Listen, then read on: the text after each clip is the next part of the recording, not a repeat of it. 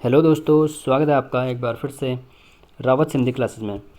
तो दोस्तों, आज की वीडियो में हम बात करेंगे उत्तराखंड डीएलएड रिजल्ट 2025 के बारे में, और साथ ही जानेंगे कि कितनी कट ऑफ इसमें गई है और कब आपकी काउंसलिंग रहने वाली है। ठीक है, और काउंसलिंग के लिए आपको कहाँ पे जाना है और क्या क्या डॉक्यूमेंट आपको अपने साथ लेके जाने हैं। ठीक है, तो जैसे कि आपको बताया, ये डीएलएड का जो बैच है 2022-23 का बैच है, और कट ऑफ भी इसमें हमें काफ़ी हाई इस बार देखने के लिए मिल रही है। ठीक है, तो सबसे पहले बात करते हैं काउंसलिंग की।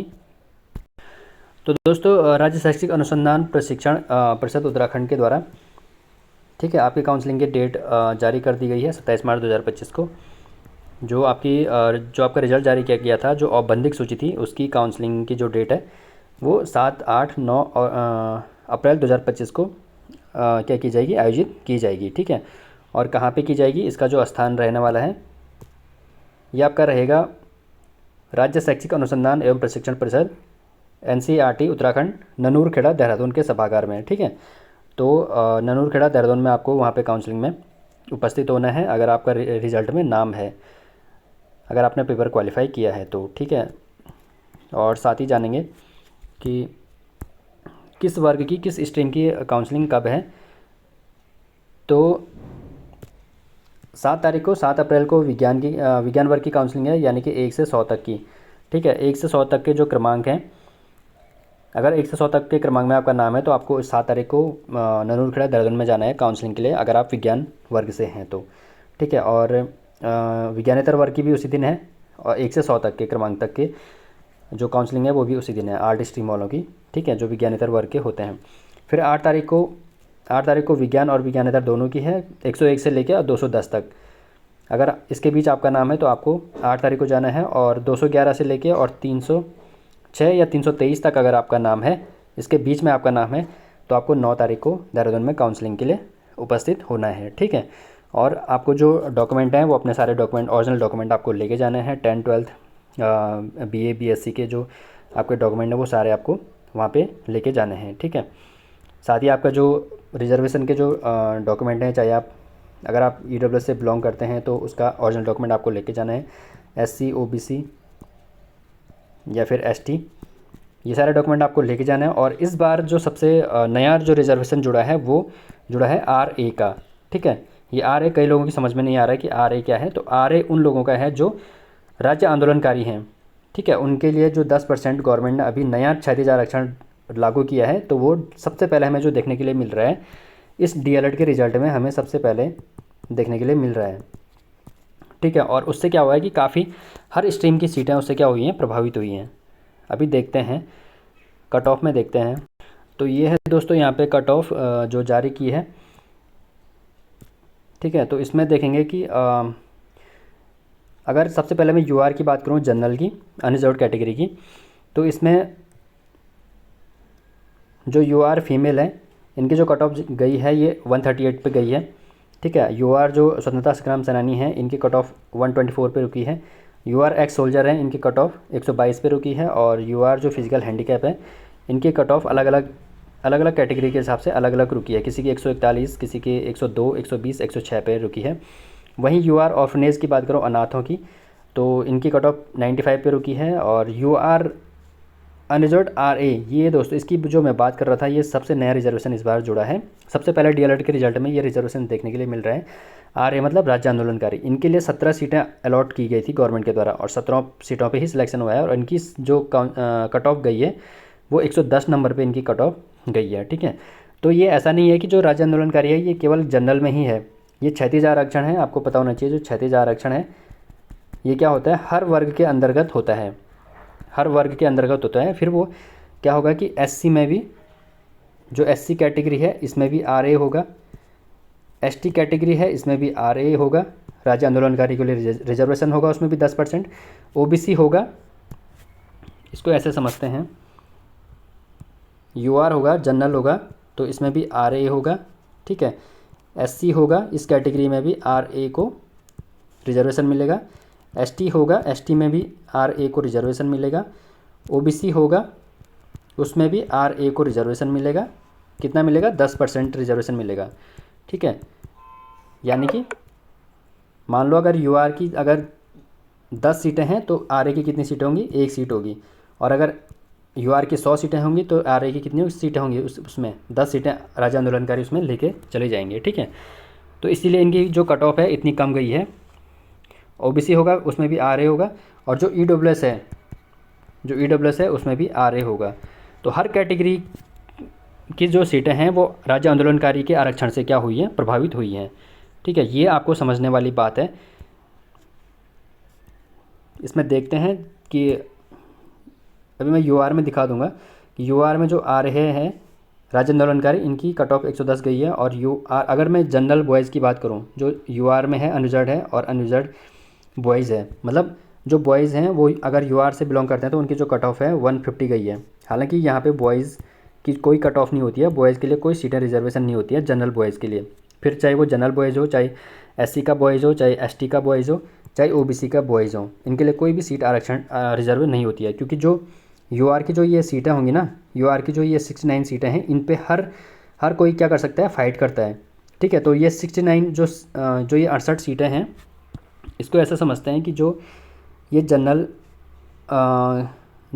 है, कैटेगरी जनरल है और सब कैटेगरी भी जनरल है। तो इनकी जो 68 सीटें हैं ना, इन 68 सीटों पे क्या होगा, यहाँ पे फीमेल भी फाइट करती है। ठीक है, देखते हैं यूआर की जो ये 68 सीटें हैं, तो यहाँ पे कौन कौन आएगा। यहाँ पे जो फीमेल है वो भी फाइट करेगी। ठीक है, जो स्वतंत्रता संग्राम सेनानी है वो भी यहाँ पे आएंगे, जो एक्स सोल्जर हैं वो भी यहाँ पे आएंगे, जो पीएच हैं वो भी यहाँ पे आएंगे, जो ऑर्फनेज हैं वो भी यहाँ पे आएंगे, जो राज्य आंदोलनकारी हैं वो भी यहाँ पे आएंगे। अपनी कैटेगरी में तो हैं ही वो 10% तो वहाँ है ही, लेकिन यहाँ भी आएंगे। और जो स्पोर्ट्स वाले हैं वो यहाँ भी आएंगे। मतलब अगर उनके 150 नंबर से ज़्यादा हैं, अगर किसी महिला के 150 नंबर से ज़्यादा नंबर हैं, तो वो किस में आएगी, यूआर में आएगी। ठीक है, अपनी कैटेगरी में, क्योंकि अपनी कैटेगरी में उनके 138 हैं, तो 138 तो उनके अपनी कैटेगरी में है। लेकिन अगर उनके 150 के आसपास हैं तो वो पहले यूआर की सीट को रिजर्व करेगी, यूआर की सीट को काटेगी, तब जाके वो फीमेल की कैटेगरी में जाएगी। ठीक है, तो ऐसा होता है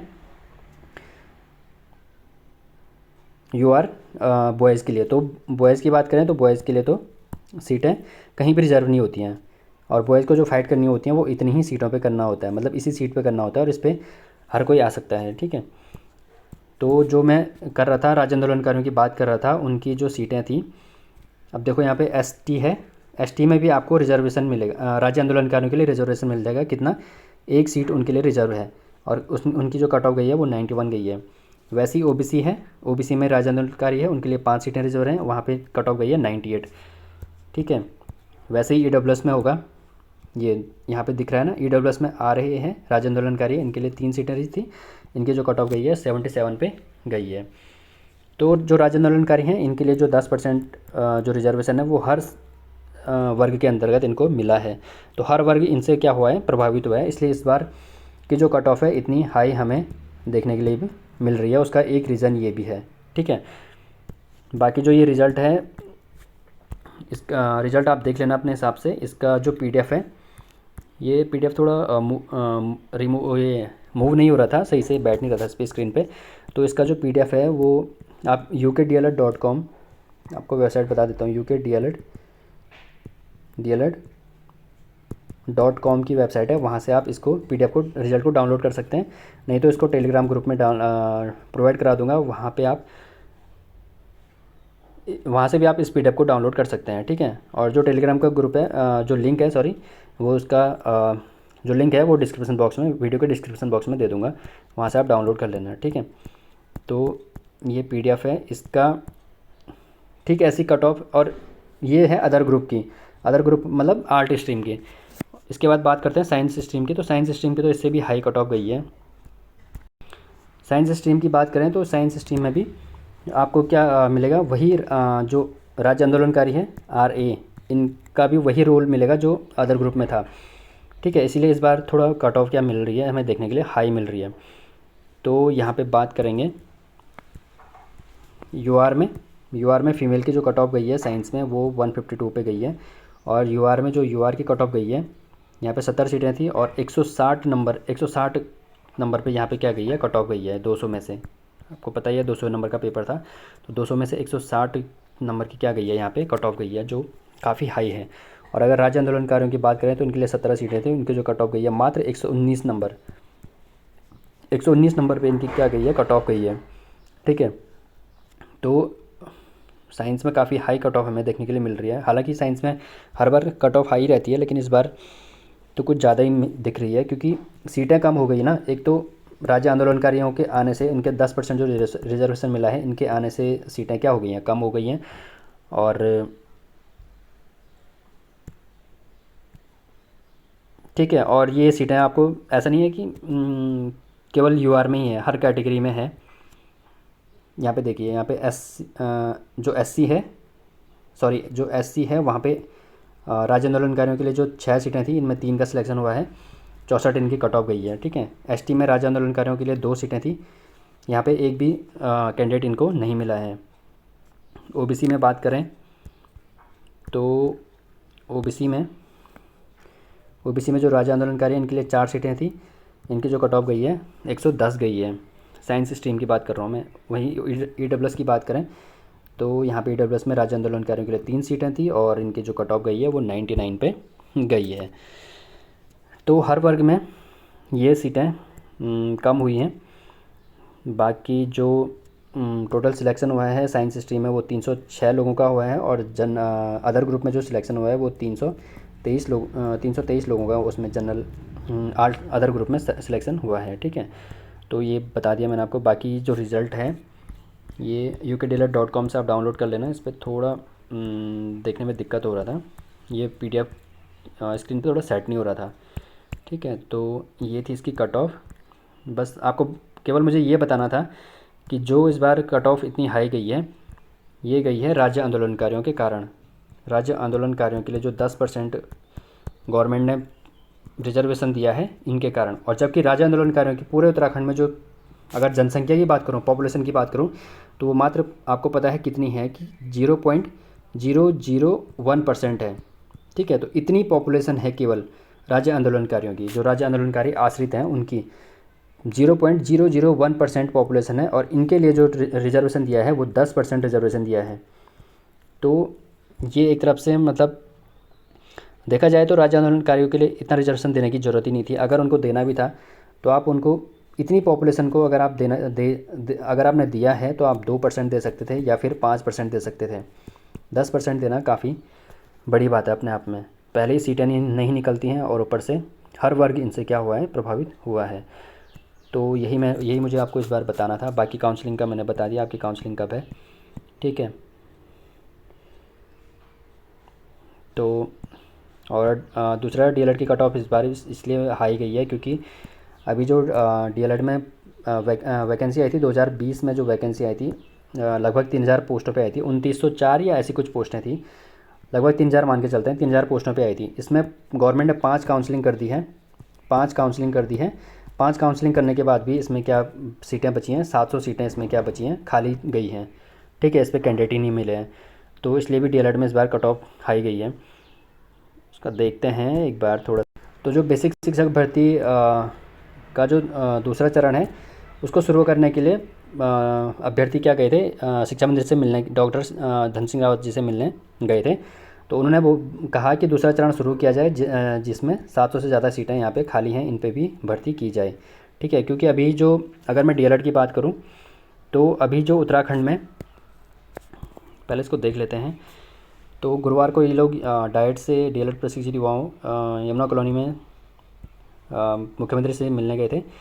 तो यहाँ पे देख लेते हैं कि जो बीते साल शिक्षा विभाग ने 2906 पदों पर, लगभग 2906 पदों पर शुरू की थी बेसिक भर्ती। इसमें 5 काउंसलिंग हो गई है, मतलब 5 चरण की काउंसलिंग हो गई है। फिर भी 5 चरण की काउंसलिंग के बाद भी इसमें क्या बची हैं, 700 से ज़्यादा सीटें, 700 पद क्या रहेगा इसमें अभी भी खाली हैं। ठीक है, 700 पोस्टें इसमें अभी भी क्या रह गई हैं, खाली रही हैं। तो इन्हीं 700 पोस्टों पे वैकेंसी निकालने के लिए जो बच्चे थे वो मिले थे मुख्यमंत्री धन सिंह रावत से, सॉरी डॉक्टर धन सिंह रावत जी से। तो इसमें एक चीज़ क्लियर कर देता हूँ मैं कि अभी जो उत्तराखंड में डीएलएड की डाइट की बात करूँ, डाइट से जो उत्तराखंड में डीएलएड के बच्चे हैं, एक बैच तो कंप्लीट हो चुका है, तो लगभग 650 बच्चे तो उसमें होंगे। ठीक है, उसके बाद जो दूसरा बैच है वो चल रहा है, सेकंड बैच अभी चल रहा है, उसमें भी 650 के लगभग बच्चे होंगे। और जो थर्ड बैच है, जो तीसरा बैच है, वो अब चलेगा, जिसका रिज़ल्ट अभी में हमने देखा है। ठीक है, ये 2022-23 वाला। अभी जिसमें एडमिशन होगा, जिसकी अभी काउंसलिंग है परसों 7, 8, 9 अप्रैल को, तो ये तीसरा बैच है। ठीक है, तो इसमें भी लगभग 650 करीब के विद्यार्थी इसमें भी, अभ्यर्थी इसमें भी रहेंगे। तो टोटल मिला के लगभग ये 1800 या 1900 के आसपास क्या हो रहे हैं, कैंडिडेट हो रहे हैं। तो अगर 700 के पद, अगर इस बार 700 के पद ये भरे जाते हैं, तो जो पहला वाला डीएलएड का जो बैच है, जो 650 वाला बैच है, ये बैच इसमें क्या हो जाएगा, कंप्लीट हो जाएगा। ठीक है, फिर और भी लोग आएंगे जिन्होंने अदर स्टेट से किया है। 700 में क्या होगा, जो उत्तराखंड के बच्चे हैं प्लस जो अदर स्टेट के बच्चे हैं, अदर स्टेट के जो बच्चे हैं, जहाँ अदर स्टेट से जिन लोगों ने किया है यूपी को छोड़ के, तो वो लोग भी इसमें क्या हो जाएंगे, काउंट हो जाएंगे, और ये 700 पोस्ट भी क्या हो जाएंगी, फिल हो जाएंगी। ठीक है, उसके बाद जो अगली भर्ती आएगी उसमें भी काफ़ी सीटें खाली देखने के लिए मिल रही हैं, क्योंकि अभी 31 मार्च 2025 को काफ़ी प्राइमरी टीचर और काफ़ी लेक्चरर और काफ़ी जो प्रिंसिपल हैं वो रिटायर हो रहे हैं। तो काफ़ी पोस्टें हमें देखने के लिए मिल रही हैं, खाली मिलेंगी, खाली पोस्टें देखने के लिए। ठीक है, तो दोस्तों यही था आज की वीडियो में। इसके अलावा अगर आपका कोई भी डाउट बच जाता है तो आप कमेंट सेक्शन में पूछ सकते हैं। बाकी जो इसका PDF है वो टेलीग्राम ग्रुप में सेंड कर दूंगा, वहाँ से आप इसको डाउनलोड कर लेना, नहीं तो ukdlr.com की साइट से वहाँ से भी आप डायरेक्ट डाउनलोड कर सकते हैं। तो दोस्तों इस वीडियो में इतना ही। इसी तरह की अपडेटेड इन्फो पाने के लिए वीडियो को लाइक कीजिए, ज़्यादा से ज़्यादा लोगों तक शेयर कीजिए और चैनल को सब्सक्राइब ज़रूर कीजिए। तो मिलते हैं अगली वीडियो में, तब तक के लिए धन्यवाद।